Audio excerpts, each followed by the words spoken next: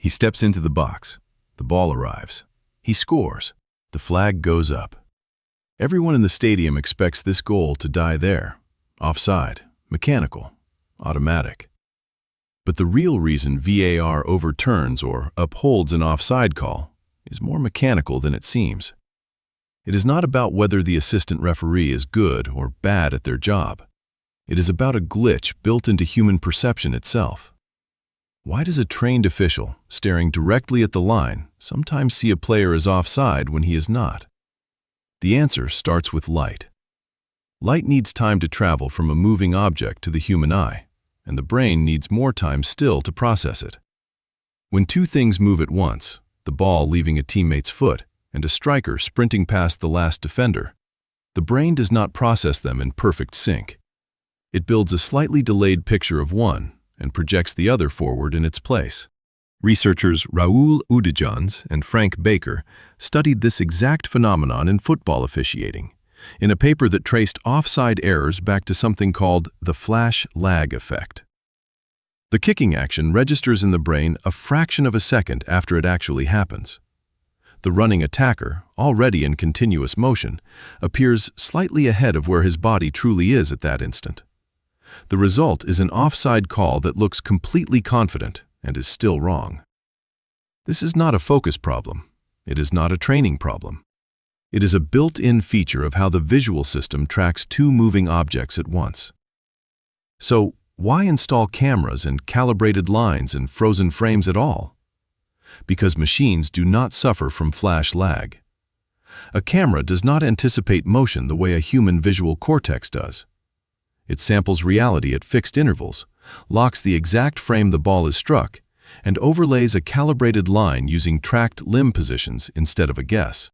Werner Helson's research on assistant referee performance found that even elite officials, working under good conditions, still misjudge a meaningful share of close offside calls, and that where the official stands relative to the defensive line is one of the strongest predictors of that error.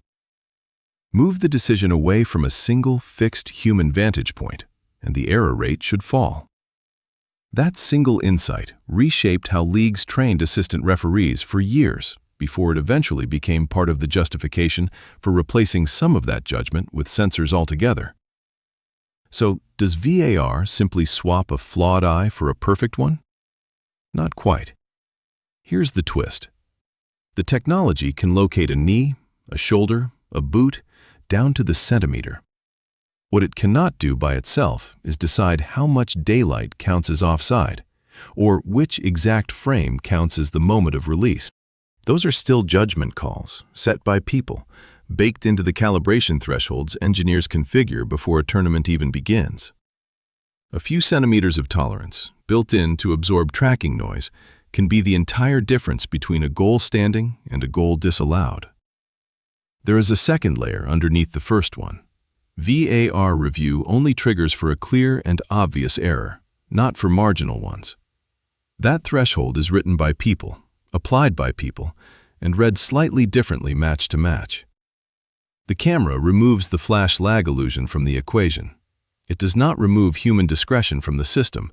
It just pushes that discretion one step further back, into a control room, into a calibration setting, into the wording of a rule almost nobody outside football officiating ever reads. Think about the last time a VAR offside line looked razor thin on your screen, and the commentary called it conclusive. It was not a conclusion. It was a measurement, dressed up to look like certainty, sitting on top of a tolerance band that the broadcast graphics never show you. That gap, between what the technology actually measures and what the broadcast presents as fact, is where most of the controversy really lives. Not in bias, not in conspiracy, in the distance between a centimeter of calibrated tolerance and a confident red line drawn across your television.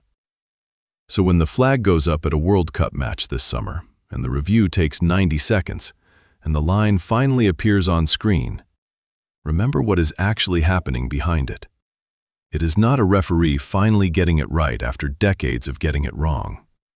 It is a system built specifically because the human eye, no matter how well trained, was never built to catch this kind of moment cleanly in the first place.